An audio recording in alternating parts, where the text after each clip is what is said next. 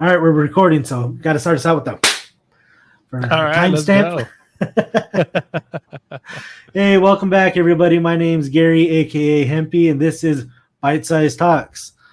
Joining us all the way from the other side of the screen is Julian. Say what's up, man. Hey, everybody, this is Julian or Joop. Hope everybody's doing well. We'll be talking about some interesting topics today. What are you going to be talking about, Gary? Man, we got a bunch of random crap today, man. So just a couple clips that I saw on various platforms that I thought would be interesting to talk about. Talk about my new, besides our podcast, my other new favorite podcast. No, they're not that new. They've been around for about 2 years now. But a couple clips from there.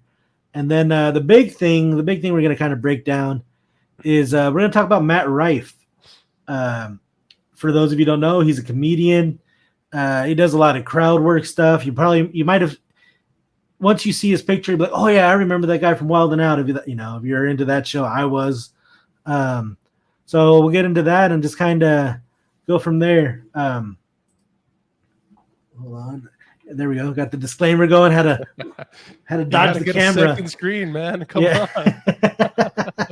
Yeah, I only got first screen money. All right. See that? Just have to move the fake Apple Watch. All right. But yeah, this is this is just our own personal thoughts. This is separate from our respective organizations. So I just want to throw that there. Check out that disclaimer we got going. So, all right, let me close that. There we go. All right, man. So there was a clip that started going viral of somebody opening the door on an airplane. Now, it's kind of crazy, like to think, like, imagine, like, I think that's something, like, so many people have a fear of flying, right? And for that door to fly open. But let's watch the clip and then we'll talk about it. So.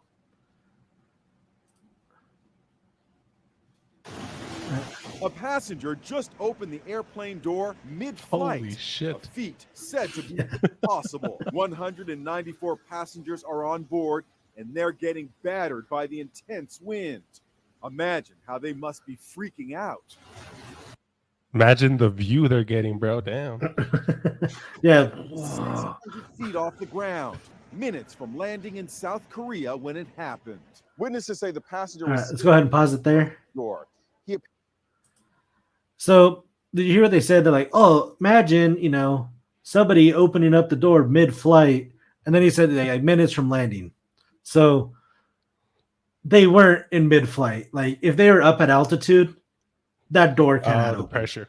Yeah, that's true. So like that's I just saw that and I was like, okay, yeah, like, still scary, still very much scary that they opened it on descent, but like they had to be fairly low for that to happen. Otherwise, the pressure differential is going to be too hard. It's like there's a good episode of Mythbusters where they're talking about how to survive if your car ever goes into the water. Like, hold your breath, be calm, wait for the water to equilibrate the pressure inside and outside the window. Because otherwise, if you're trying to force that door open, there's too much pressure on the other side. You're not going to be able to do that. You have to let the water seep in. The water's working against you, pushing that door in.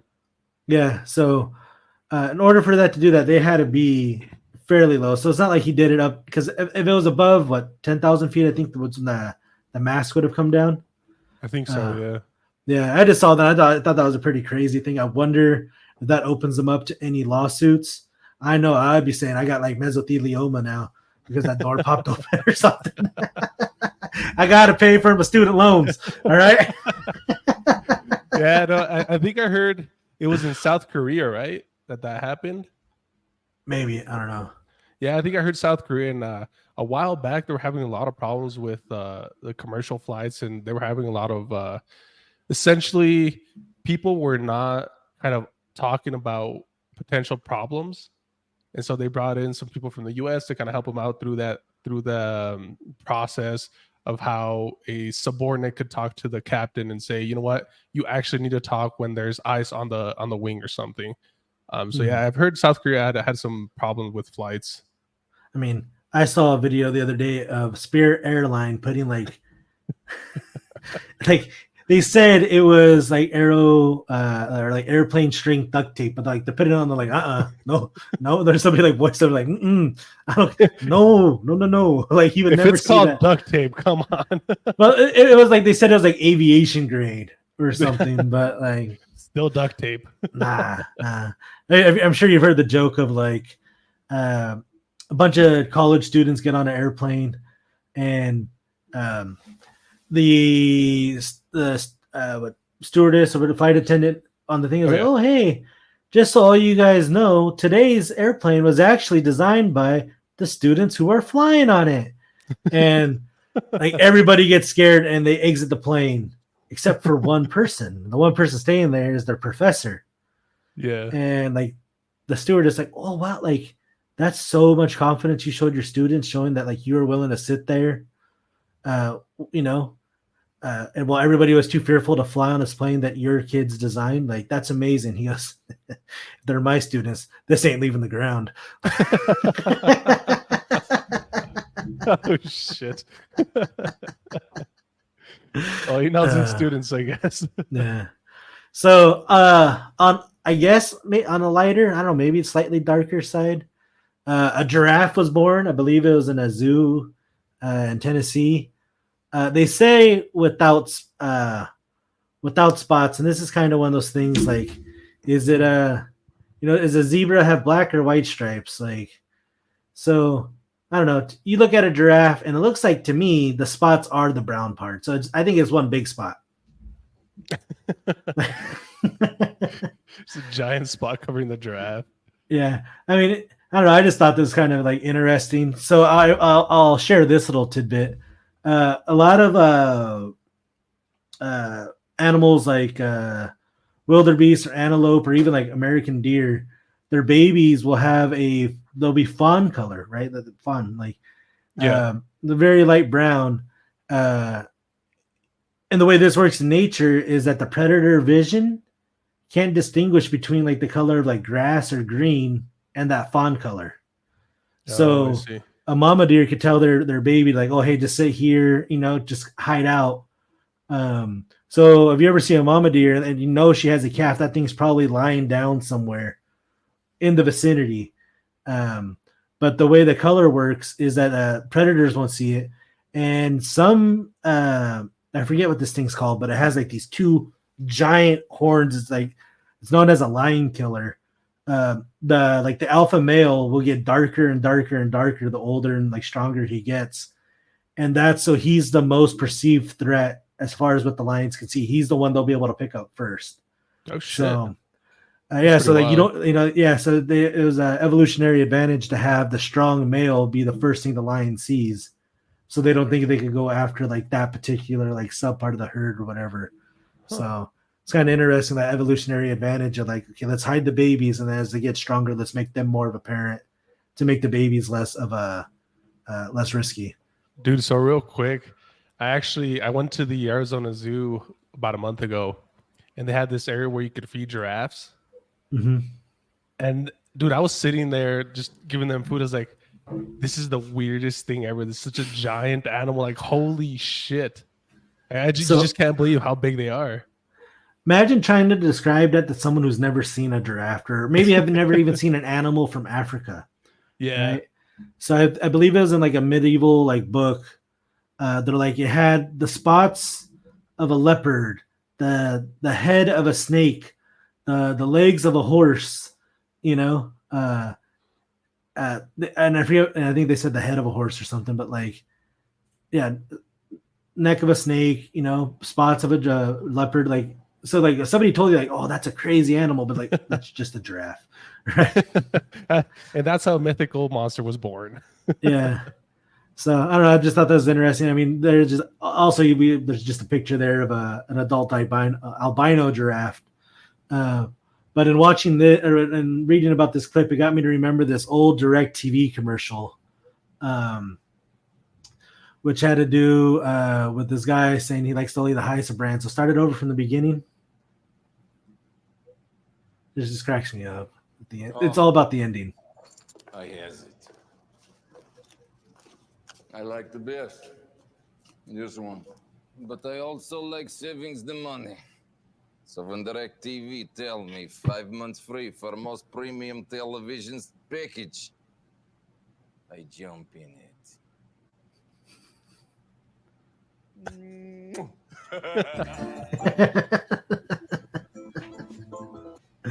So, dude, when that came out, like I instantly started like the debate in my house. This is when I was living with a couple roommates. That if you were to have a miniaturized animal, you have to go baby like little rhino. Why a rhino? I just think that would be the coolest shit. I mean, like you wouldn't be able to pick your like the floor to be made out of lava because that thing would probably just come up and horn you. You know, like you'd probably have to put like a piece of foam on its freaking horn. But I just thought that would be like the coolest little thing running around your house. It's a little rhino. And then to circle back to why Jurassic Park is so great, I did watch that this week. Here we go. But if anybody's a fan, if you say you're a fan of the movie Jurassic Park, you gotta read or listen to the book, audiobook. In the book, they talk about InGen, one of their first like animal DNA manipulations that they did rather than making a dinosaur, is they made an elephant like this size, like the size of it, like a chihuahua, like a small dog, and it could trumpet. But like the thing was really sickly. It had a bunch of issues, but like that was like their big selling point, and that's why they kept getting funding, because they had this like little tiny elephant that they were like able to shrink down and miniaturize. So You just geek out on Jurassic Park, don't you? dude, okay, it's so good. Like Debatable, but all right. I mean, technically, yeah, but it's not. Like, like no one's watched Jurassic Park, the original. That movie's garbage. Like you might not be. I get that it's very subjective in somebody's top 5, and it might not be there. But you can't watch that and say it's a terrible movie. Like the graphics still hold up. Great storyline, and if you read the book, it gives so much more reason to why like Ian Malcolm's character, like how much more he adds to the plot.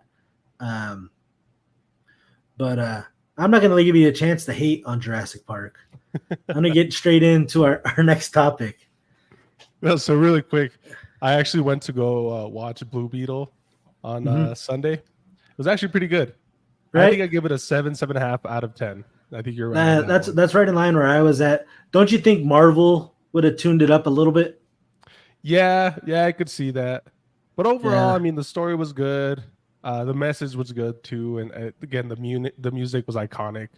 Right? It was great. Yeah, so it was a good movie. Yeah. I'm glad finally you listened to one of my movie recommendations. Finally. Only took like what, 7 years? Something like that. But okay, you don't drink that much, you know? I think, No. you know, right? No, not at all, buddy. But you know, someone who doesn't drink, like I had a neighbor, like the dude just never drank as an adult. I think his dad died from cirrhosis of the liver, so he just made the choice not to drink, you know? But would you ever assume if I called you a teetotaler, that's what that meant? Not in a million years. Have you ever heard Teetotaler? that? Teetotaler. How do you spell that? It's not that show. You want me to spell? That's like Patreon. If you want me to embarrass myself, I'm not a good speller. Man, there's been times where I'll try to spell something on Microsoft Word and it taps out. I'm like, dude, I got nothing for you, buddy. I know every word in the dictionary, and I'm coming up short. You're not even close. But there's a great show I like. It's called Are You Garbage? If any of you come from a background to where you had like 3 liters in the house regularly or anything like that, it's a funny show. What was that? 3 liter what? Of soda. Soda? Like, yeah, because they make them in 3 liters. The shitty brands do. That's kind of it was like 2 liters. Damn. That was kind of the joke, because like you'd never get like Coca-Cola in a 3 liter. but you would get I like see. the Great Value in a 3-liter or the Shasta, the knockoff brands. Okay. You couldn't get Dr. Pepper, but you could get Dr. Thunder. Like, oh, that was terrible. I tried Yeah. that one once. It's terrible. so if you had 3 liters in the house, chances are you come from a little bit of garbage. Like that's the game they play on the show. So we got a clip I want you to watch. So let me pull that up. Tight. Or trying to. I remember so many times. Oh Trying no, wrong one. That's the next one. Pause My it. bad. Go to the next one. Yeah, the one with the guest. This one. This one, yeah. Have you ever used the phrase "It's 5 o'clock somewhere"? Talking to the mic. No, I haven't. No. No. My parents teetotalers too, not boozers. What's teetotaler? Oh, it's when you don't drink. Wait, teetotaler? I've never. Teetotaler, yeah. What's that mean? I've never heard that. Just drinks Buddy, tea, you're doesn't a drink weird booze. kid. Teetotalers. I think it's an Irish expression. It's an teetotaler. English expression. It's It's so commonly used. Sometimes you guys blow my fucking minds with a thing you don't know. Teetotaler is one of the most standard fucking phrases in the English lexicon. Let me get Toby a haircut, all right? This guy's all hopped up on Yeah, football. teetotaler is pretty. Keep going. Teetotaler. Like yeah. he's a teetotaler. Yeah. That's insane to me. Well, What I did also you come guys from a say? family that is not. I no teetotalers. longer trust either one of you. Yeah. All right, I They're don't know. both suspect in my book. What I did feel you like guys it's a call setup it? now. Pussy. I mean, my family would call you a pussy. If you came over for a party and you're like, I'm a teetotaler, they'd be like, here's the exit. Go look at the TV. They would somewhere." just say, Go ahead and stop it. he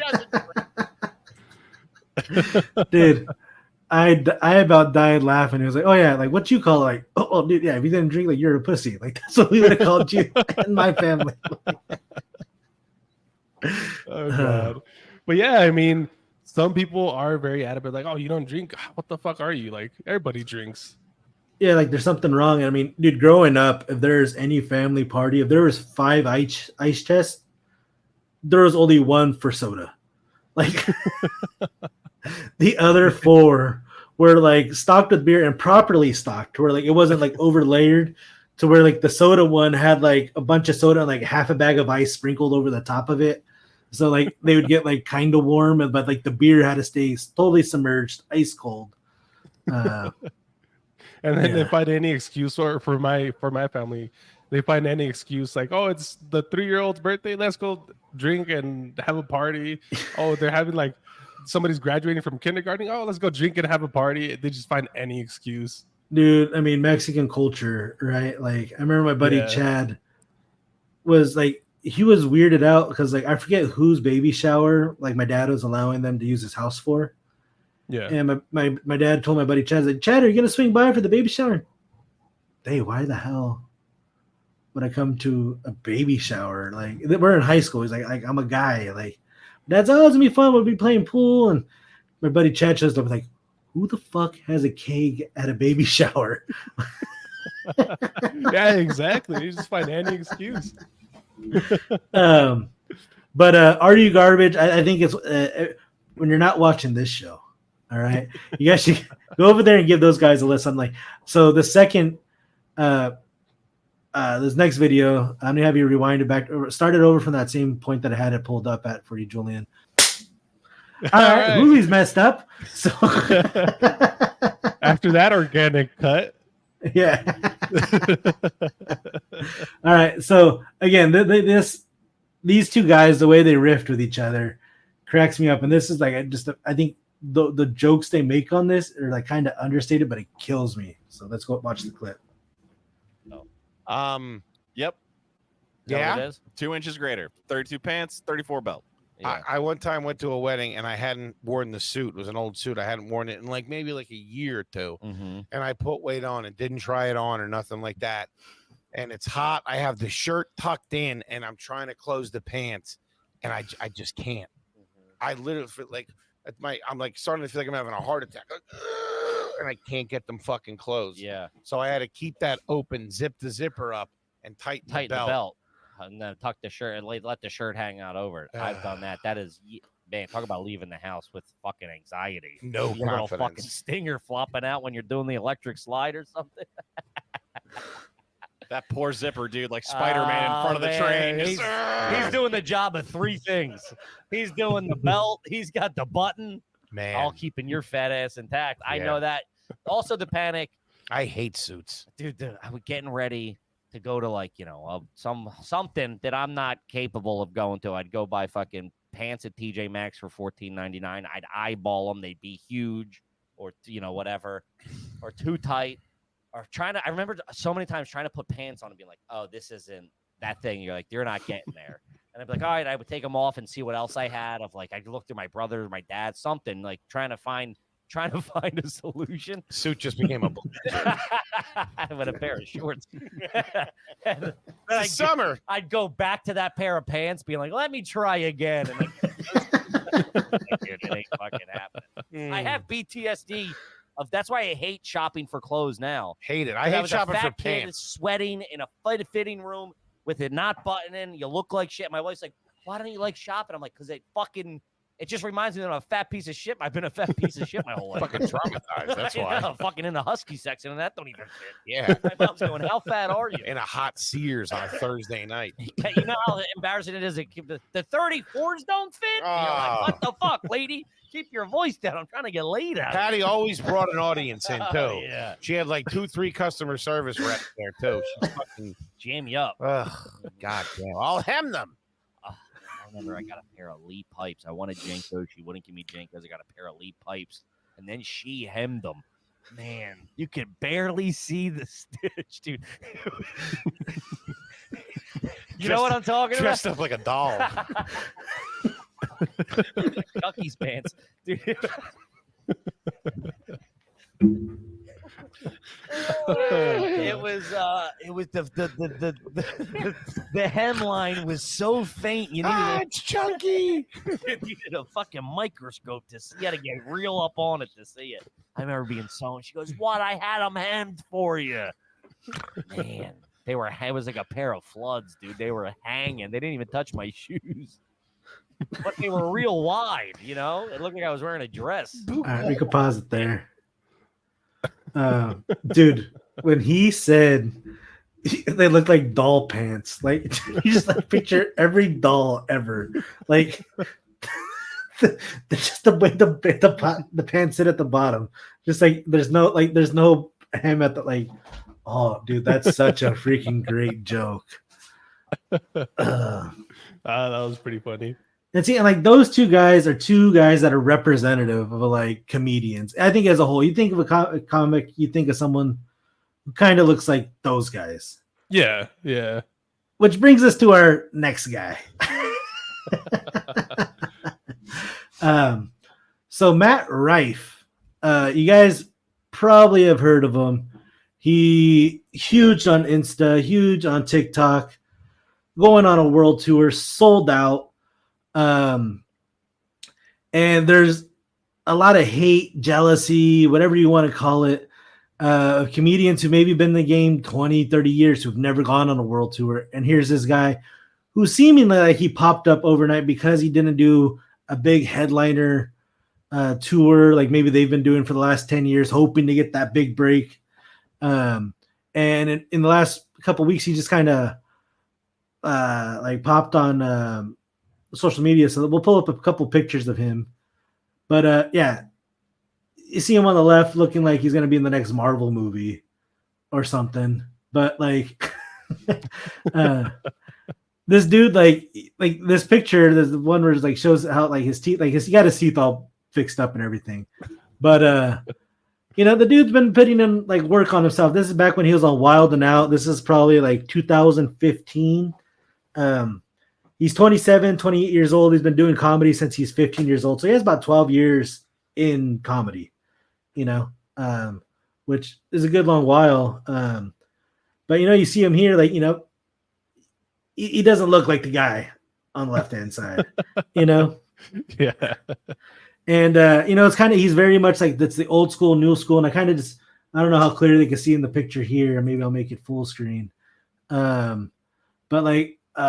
all his whole show sold out. They're selling for a ridiculous amount of money. But there's a guy named Dan Soder who was talking about him. Dan Soder is a comedian. I love his stuff. And he was headlining a show, and they were having a bad time selling tickets.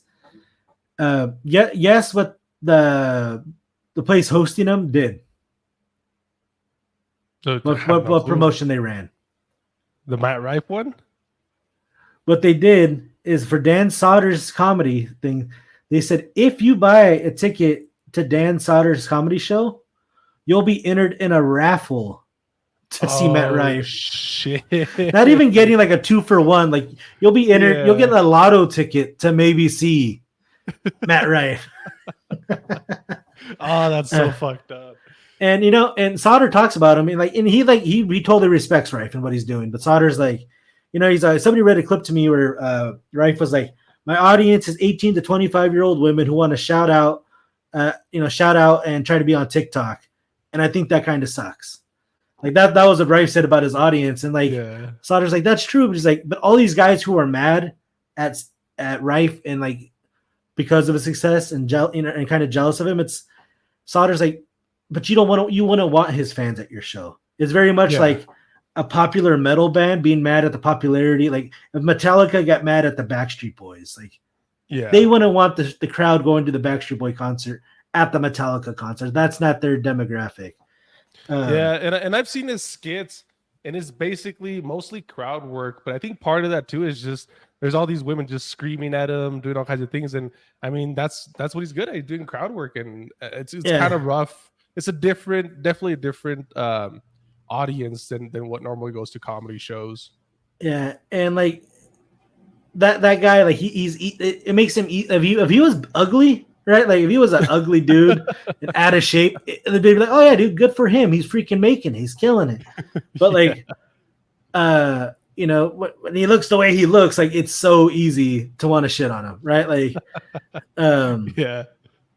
like, dude, we went on a tour back in February or January. I think it was January, to a brewery out here, and our tour guide wasn't like he was average looking, good looking. Like, you know what I mean by that? You can see a dude like him at like any Kroger or grocery store, but he was fucking cool. Like he had like just like 90s Keanu Reeves vibe. Like, yeah, dude. So and dude, it just bothered. I was like, I was getting pretty salty. I was like, dude, like I don't know why it's bugging me so much. And like, and I can't even be mad that I got salty because the dude gave me a beer at the end of the tour. Like he wasn't supposed to, but he's like, all right, if you guys don't say anything, I'll give you guys a beer, And I was like, oh, dude, this is fucking too cool. It was just his charisma that kind of made you mad about him. Dude, yeah, and again, if he had all that, but like he was in a wheelchair, you'd be like, oh dude, this guy's freaking awesome. Or like dude, if he had like just a really bad hairline, like all right, something knocks him down a peg or something. Yeah, like dude, if Matt Rife still had his old teeth, like people would be like, dude, he's killing it. Like, dude, that guy, like, but when they see him, like, they're like, fuck, dude, fuck that guy. Like, that guy has what I want, Yeah. No, he makes some good comedy though. I like his comedy. And, dude. Everybody should check him out. Like, not check him out, but go see his content. Yeah, that's up to you at that point. No, but his skits. I mean, he had one where it was just red flags, where he's just doing crowd work and all that. It was really good, really good. Yeah. So, besides watching our content, check out Are You Garbage? Go see Matt Rife. Probably can't get tickets to his show. Probably sold out. But yeah, that's all we got for you guys today. So thanks for hanging out with us here at ByteSized Talks. See you guys around. Yeah, thank you, everybody. And again, check us out on social media. We're on X. Subscribe to the channel. We'll be posting up some Instagram stories as well. So check us out, guys. Hit that subscribe. We need it. All right. Take care, everybody.